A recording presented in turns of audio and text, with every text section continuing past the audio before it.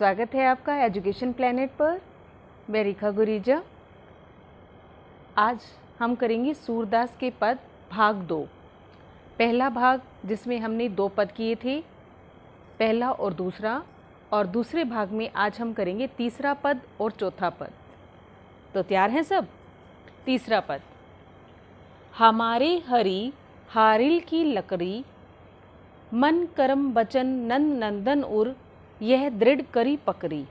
हमारे हरि कृष्ण, हारिल एक पक्षी का नाम है, लकड़ी का अर्थ होता है लकड़ी। हारिल एक ऐसा पक्षी होता है जो हमेशा अपने पंजों में लकड़ी को पकड़े रहता है। मन मन, क्रम क्रम, बचन वचन, नंद नंदन नंद का बेटा। यहाँ नंद नंदन का अर्थ श्री कृष्ण से है। उर हृदय, यह दृढ़ करी निश्चय पूर्वक पकड़ी पकड़ा हुआ है। अब हम इनका अर्थ करते हैं। हमारे हरि हारिल की लकड़ी, मन करम वचन नंद नंदन उर, यह दृढ़ करी पकड़ी। गोपियाँ जो उद्धव के द्वारा लाए योग संदेश को सुनती हैं और फिर उसके बाद गोपियाँ जो हैं वो उद्धव को कहती हैं कि हमारे जो कृष्ण हैं वो हमारे लिए हारिल पक्षी की लकड़ी के समान है। जैसे हारिल पक्षी हमेशा अपने पंजों में लकड़ी को पकड़े रखता है, हमने भी कृष्ण को अपने जीवन का आधार बनाया हुआ है, अर्थात उन्हें हमने हृदय में पकड़ा हुआ है, हृदय में बसाया हुआ है।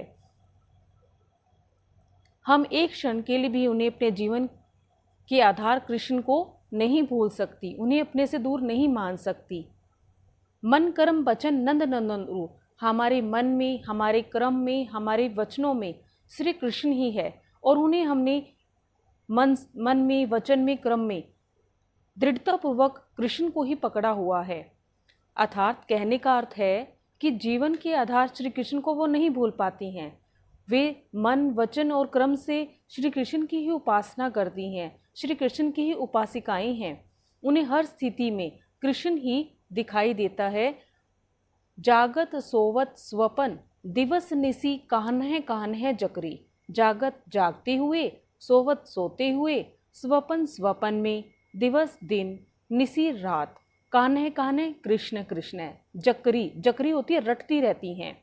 गोपियाँ कहती हैं कि हम तो हर स्थिति में सोते हुए, जागते हुए, सपने में श्री कृष्ण का ही रट लगाई रखती हैं।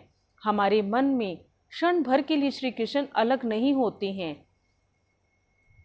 सुनत जोग लागत है ऐसो, हे उद्धव तुम्हारा लाया हुआ। सुनत सुनकर, जोग होता है योग संदेश, तुम्हारे योग संदेश को सुनकर, लागत है लगता है, ऐसो ऐसा, जो कौरी ककड़ी, जैसे कड़वी ककड़ी हो। अर्थात तुम्हारा जो योग संदेश है वो हमें कड़वी ककड़ी के समान लग रहा है, अरुचिकर लग रहा है। सूतो व्याधि हमको ले आए, देखी सुनी न करी।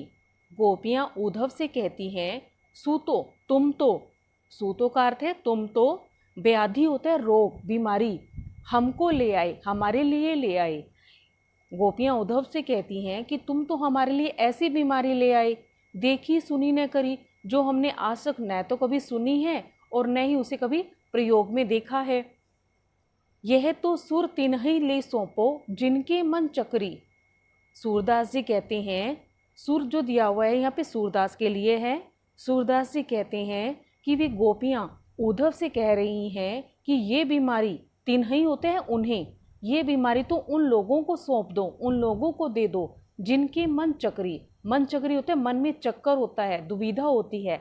जिनके मन में चक्री हो, अर्थात जिनका मन दुविधा में हो, अर्थात भटकन हो, जिनकी कहीं कोई आस्था ना हो। गोपियाँ पूर्णतः श्री कृष्ण के प्रति समर्पित हैं, उन्हीं के प्रति पूर्ण आस्था रखती हैं। इसलिए गोपियाँ कहती हैं कि उन्हें इस योग संदेश की आवश्यकता नहीं है, ये योग संदेश उन्हें दे दो जिनकी कहीं और आस्था हो। पद 4। हरि है राजनीति पढ़ी आए, समूची बात कहत मधुकर के, समाचार सब पाए।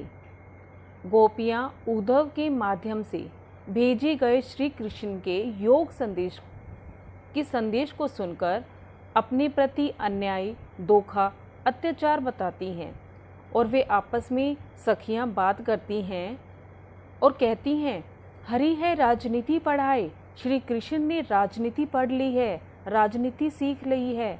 समूची बात कहत मधुकर के। मधुकर यहाँ भंवरे के लिए प्रयोग किया गया है। भंवरा जिसे एक माध्यम बनाया था उद्धव को उल्हाना देने के लिए। तो वे उद्धव से कहती हैं, समूची बात कहत मधुकर के समाचार सब पाए। उन्होंने उद्धव के हाथ जो हमें समाचार दिया है, क्या तुम उसे समझ रही हो कि कृष्ण पहले से ही चतुर थे और अब राजनीतिज्ञ हो गए हैं, जो उन्हें राजनीति के ग्रंथ पढ़ लिए हैं और उन्होंने हमारे पास योग संदेश भेजा है, हमें हमारे पास योग संदेश का समाचार भेजा है। एक अति चतुर होते पहले ही श्री कृष्ण एक तो पहले से ही बहुत चतुर थे, अब गुरु ग्रंथ पढ़ाए और अब उन्होंने गुरु ग्रंथ भी पढ़ लिए हैं। उनकी बुद्धि इतनी तेज हो गई है कि वह हमारे लिए योग संदेश भेज रही हैं। बड़ी बुद्धि जाने जो उनकी। अब गोपियाँ जो हैं आपस में बात कर रही हैं और कहती हैं कि उनकी जो बुद्धि बड़ी हुई है वो हमें कहाँ से पता चल रहा है, वो तो उनके योग संदेश से पता चल रहा है, जो उन्होंने योग संदेश पठाए होता है भेजना, कि जो उन्होंने हमारे लिए योग साधना का संदेश भेज दिया, उसी से हमें पता चल रहा है कि उनकी जो बुद्धि है, उनका जो ज्ञान है वो कितना बढ़ गया है, वो कितने बुद्धिमान हो गई हैं। अर्थात वे गोपियाँ कहना चाह रही हैं कि वे चालाक हो गई हैं, अन्यायी हो गई हैं, क्योंकि वो गोपियों के लिए योग साधना का संदेश भेज रही हैं, जो बिल्कुल भी उचित नहीं है। उद्धव भले लोग आगे के। गोपियाँ कहती हैं, उद्धव पहले के समय में लोग बहुत ही समझदार थे, बहुत भले थे।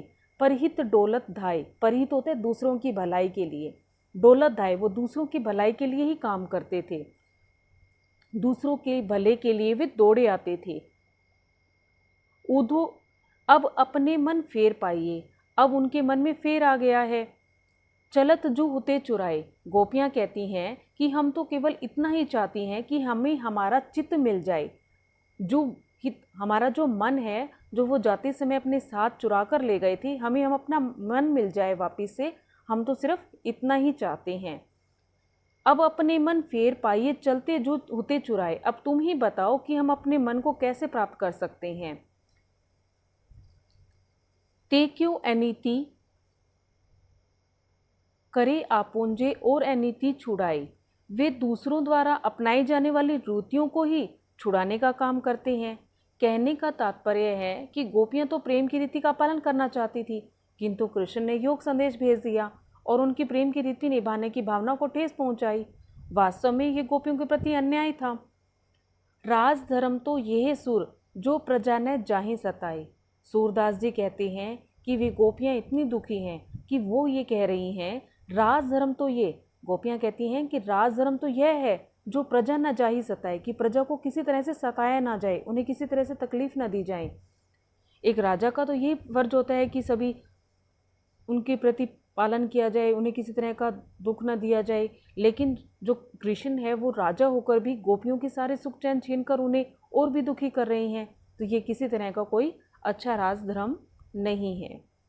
वे अब मान रही हैं कि स्वयं के प्रति जो कृष्ण है वो अब स्वयं के प्रति अन्याय कर रहे हैं, वो अन्याय से लोगों को छुड़ाते हैं, लेकिन वे अपने प्रति भी अन्याय कर रहे हैं, जो हमसे दूर हो रहे हैं, और हमारे प्रति तो अन्याय है ही।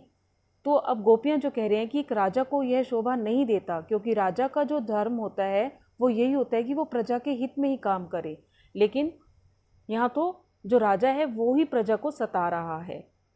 धन्यवाद। आपको वीडियो अच्छी लगी, इसे लाइक कीजिए, शेयर कीजिए और सबसे ज़रूरी सब्सक्राइब करना तो बिल्कुल ना भूलें। Thank you. Have a nice day.